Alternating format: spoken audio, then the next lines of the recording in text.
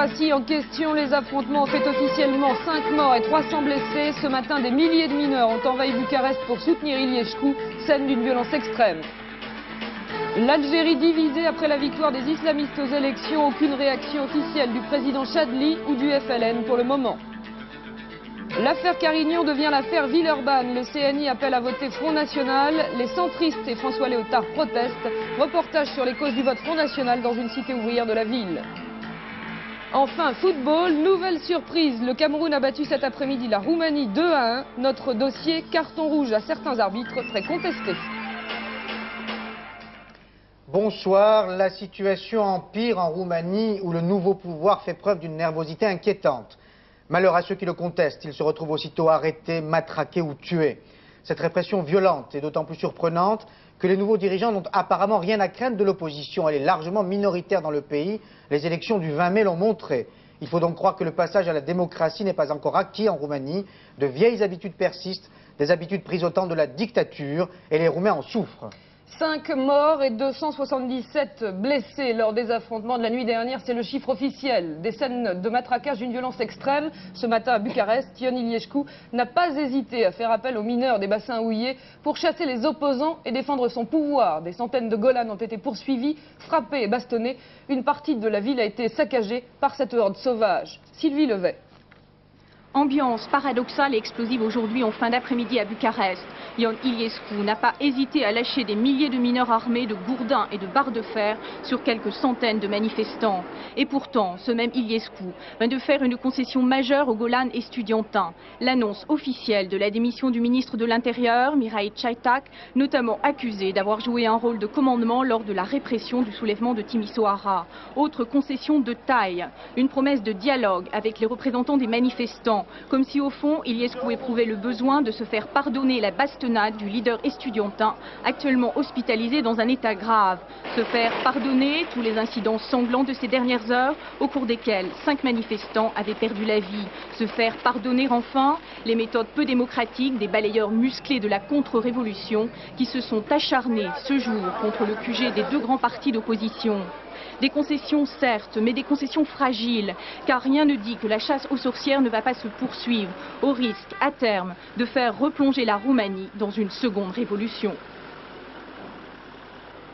Et comme s'il n'était pas sûr de sa propre police, le nouveau régime, vous l'avez vu, fait appel aux mineurs, transformés pour l'occasion en garde prétorienne. Ils sont arrivés par milliers en train spécial à l'aube ce matin à Bucarest. Instantanément, ils ont répondu à l'appel de Ion Iliescu.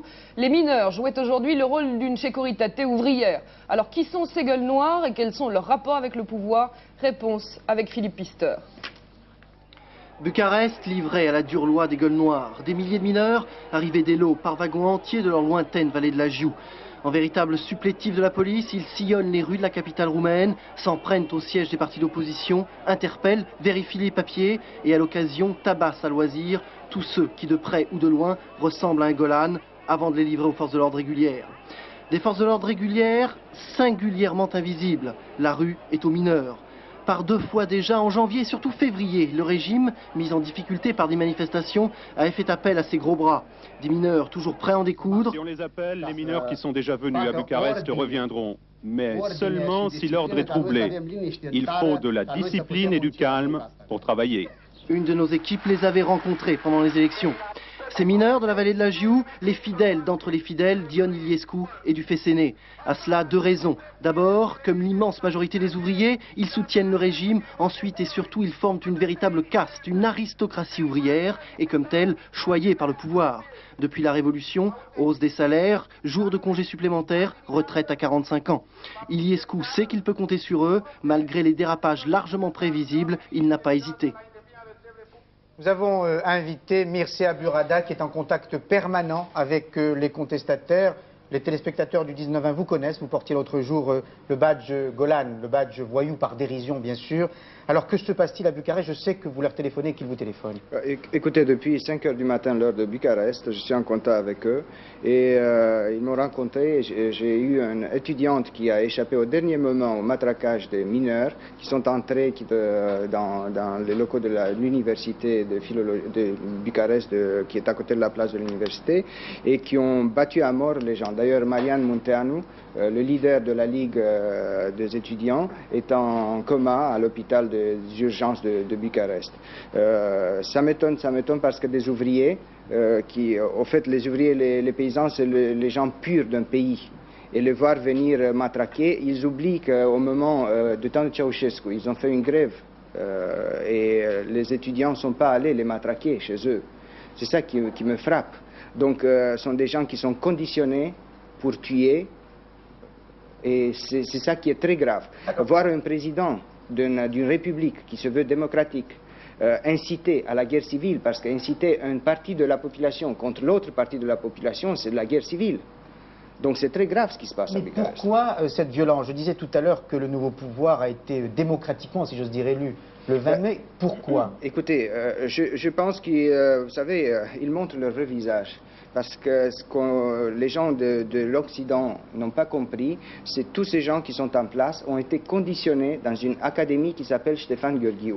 C'est une haute école du parti communiste qui conditionne les gens à gouverner le communisme. Et ces gens-là, ils connaissent que ça. Ils ne peuvent pas faire autrement. Même Pietre Roman, que les Français connaissent bien? Pietre Roman, on ne le voit pas tellement ces jours-ci, mais vous savez, 85% le score de président Iliescu, ça m'étonne un peu, parce que regardez en Tchécoslovaquie, il y a Václav Havel, qui est quand même une sorte de messie dans son pays, il a eu 52%, je vous laisse juger. Ça veut dire que les élections auraient pu être truquées? Écoutez, j'étais là-bas, et j'ai vu des gens qui étaient invités dans l'isoloir, avec les officiels qui étaient dans le bureau de vote, pour leur montrer comment voter. Comment voulez-vous que quelqu'un ait le courage de voter autrement, autre chose que le front quand le vote se passe de cette manière? Monsieur Burada, vous avez employé un terme terrible tout à l'heure, vous avez dit guerre civile. Il y a un risque sérieux d'affrontement entre Roumains?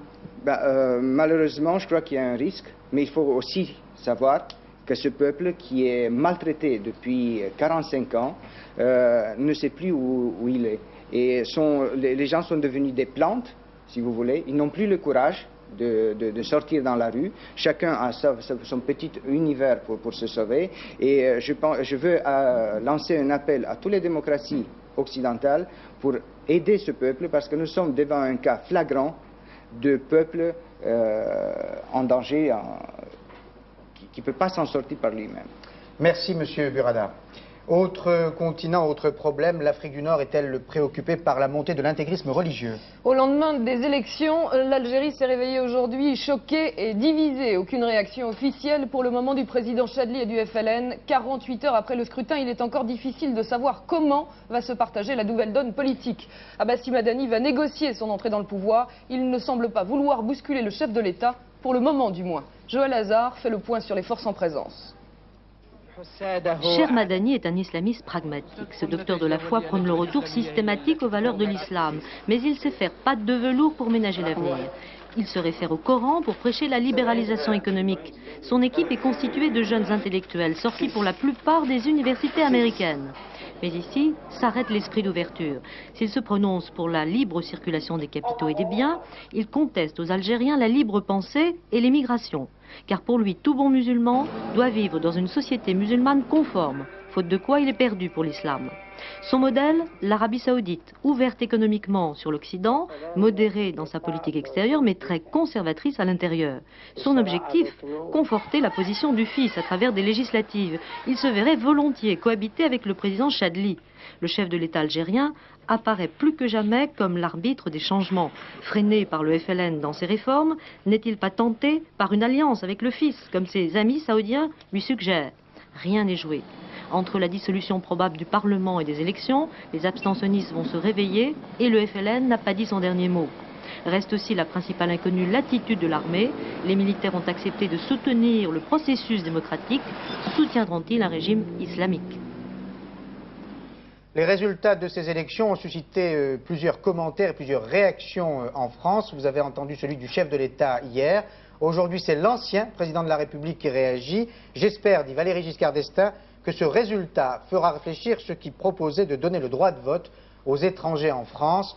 Une allusion bien sûr au débat sur l'immigration qui continue d'alimenter la chronique politique. Illustration évidente de ce débat, les cantonales partielles de Villeurbanne. Hier soir, Yvon Briand, le leader du CNI, appelait à voter Front National au deuxième tour. Réaction aujourd'hui des centristes et de François Léotard qui s'élèvent contre cette position. Le débat n'est plus seulement au sein du RPR, il s'étend à tous les partis de droite. Michel Lemerle. Depuis des mois, les partis de l'opposition parlementaire s'efforcent de manifester leur fermeté à l'égard du Front National. Et c'est justement le moment que choisit Yvon Briand au nom du CNI pour lancer un solide pavé dans cette vitrine de respectabilité. Parti de droite, le CNI appelle à voter pour le candidat de droite à Villeurbanne. Malheureusement, le candidat de droite seul en lice au deuxième tour est un candidat du Front National. Eh bien, nous appelons à voter pour le candidat antisocialiste à Villeurbanne. Et moi, du côté du CDS et du Parti républicain qui craignent de voir à nouveau l'axe de l'opposition dériver à droite. Ils demandent donc que le comité de coordination de l'opposition réexamine la participation du CNI à leur instance et ils bottent en touche en direction du RPR. Yvon Briand appartient au comité de coordination de l'opposition, dans le cadre de la délégation RPR. Or, il a pris une position qui est contraire au point de vue officiel du RPR et au point de vue officiel de l'opposition parlementaire. Par conséquent, je pense que le RPR va être amené à régler ce problème-là, comme il l'a réglé pour Carignan. Côté RPR, on apparaît un peu las de ces querelles, on essaie plutôt de calmer le jeu, en renvoyant la discussion au prochain comité de coordination. Les gaullistes, il faut le dire, ont un peu la tête ailleurs. Pour peu, ils apposeraient sur la porte un panneau « Fermeture pour cause de 18 juin ». La controverse politique ne doit pas masquer les vraies raisons de la progression de l'extrême droite. L'exemple de Villeurbanne, ville ouvrière, est de ce point de vue révélateur. Le Front National a su exploiter habilement le désarroi et les préoccupations des habitants face à l'insécurité, au chômage ou tout simplement aux difficultés de la vie quotidienne. Reportage à Villeurbanne d'Albert Ripamonti et de Patrick Milliero. Je ne fais confiance ni à la droite, ni à la gauche, ni au centre. Est-ce que c'est bien clair et net? Clair, net et même précis. Les électeurs du quartier pavillonnaire et populaire de Bel Air ont choisi. Ras-le-bol des querelles politiques, présence d'étrangers, sentiment d'insécurité. Résultat, ici, plus de 33% des suffrages pour le Front National. Mon fils se fait piquer sa moto, sa mobilette et tout, il se fait dérouiller, qu'est-ce qu'il voulait faire? C'est pas forcément qu'il soit du Front National, mais il se défoule comme ça. Ce défoulement profite à Pierre Vial, seul en lice dimanche prochain face à la socialiste. Sur son nom se sont réunis d'anciens partisans de Charles Hernu, mais aussi bon nombre d'électeurs traditionnels de la droite libérale.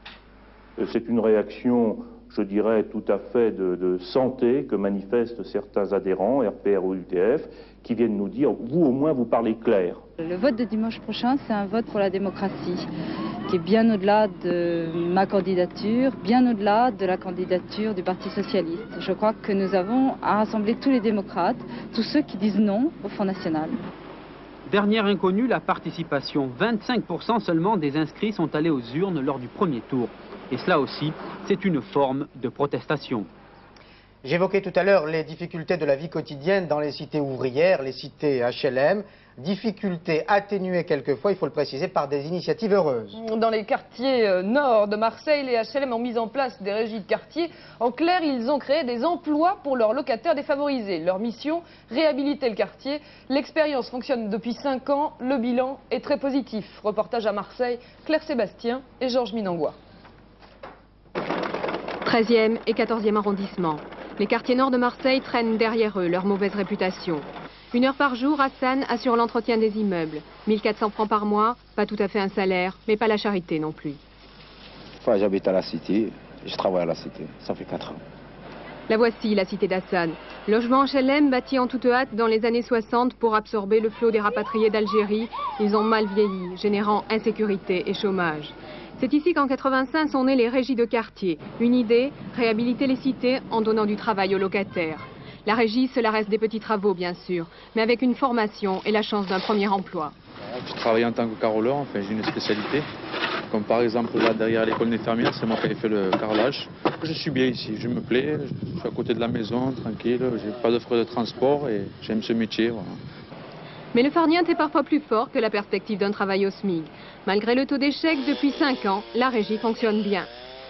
La cité est plus propre, les rapports plus conviviaux depuis que les locataires participent à l'entretien de leur environnement. Je suis la maman, je suis connue de toute la cité. J'étais boulangère, je vendais le poisson, ça fait que je suis connue de tout le monde. Et tout le monde m'aime bien. Et respectée. Bonjour Nadia, comment vas-tu Nadia? Nadia regarde sur l'intestin. Nadia, viens vite me défendre. Il n'y a que moi. 80 salariés interviennent dans 22 cités des quartiers nord, là où les HLM ont créé des ghettos. Une manière peut-être pour les logeurs de racheter aujourd'hui les erreurs du passé. Grève générale à la Société française de production. L'annonce hier par le PDG Jean-Pierre Ross de 500 suppressions d'emplois a fait l'effet d'une bombe. La grève de la SFP pourrait mettre en danger plusieurs émissions de télévision. Reportage Samuel Costa. 1 sur 3 qui est liquidé ici. L'annonce des 300 licenciements secs et 200 départs à la retraite a mis le feu aux poudres à la SFP. La grève générale a été décidée ce matin lors d'une assemblée générale très tendue au cours de laquelle le PDG Jean-Pierre Ross est venu sans succès s'expliquer sur le plan d'entreprise.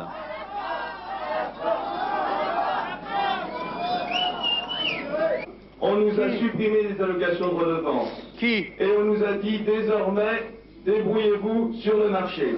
Qui? Et après un échange plutôt vif, le personnel a voté en sa présence le départ du PDG.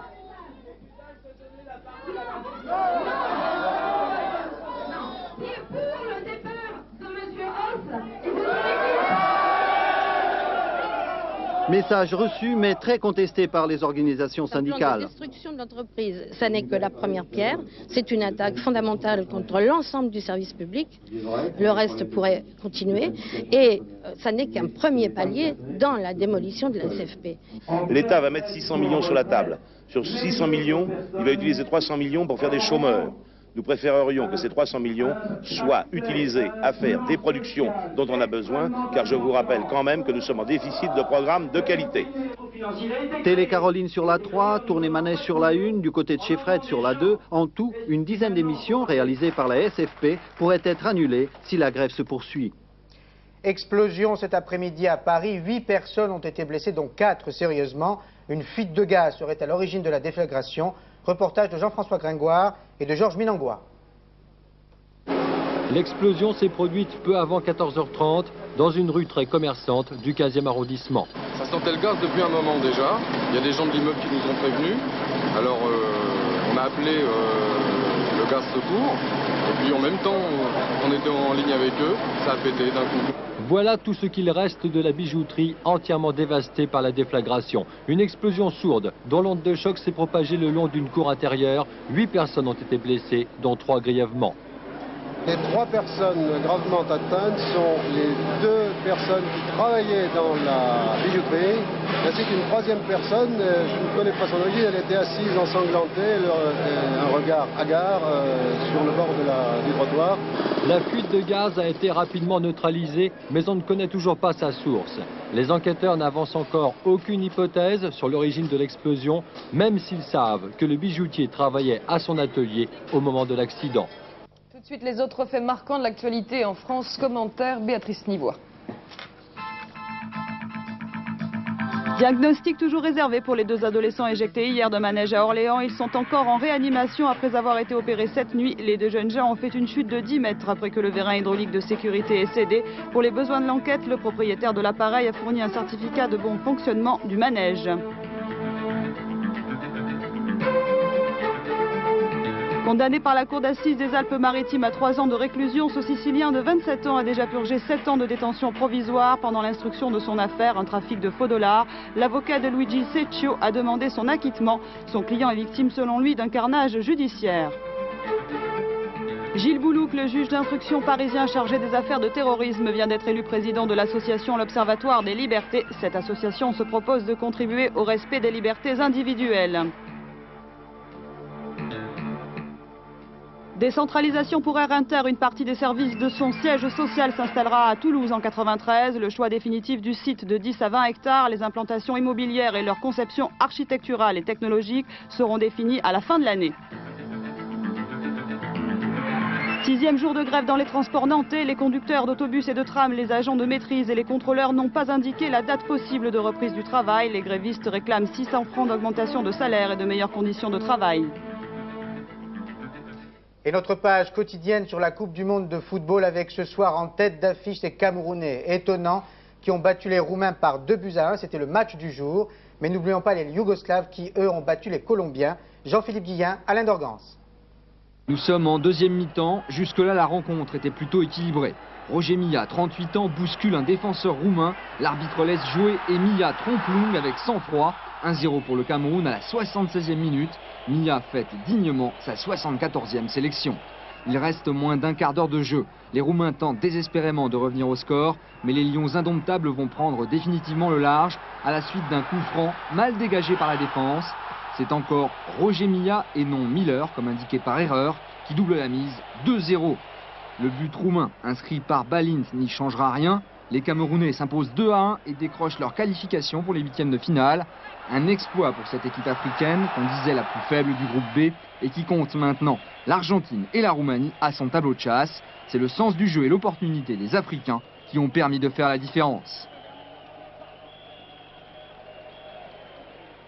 Après leur sévère défaite devant la RFA, les Yougoslaves jouaient leur avenir dans le mondial, et d'autant que leur adversaire du jour, la Colombie, reste sur une victoire. La Yougoslavie, une mosaïque de mercenaires qui a du mal à trouver son entité en sélection. 2 occasions de but, une tête de Katanek qui oblige Higuita à se détendre et Safet Suzik qui croise trop son tir. Après le repos, Suzik dans ses œuvres. Une louche dont il a le secret à destination de Josic qui contrôle et marque en demi-volée.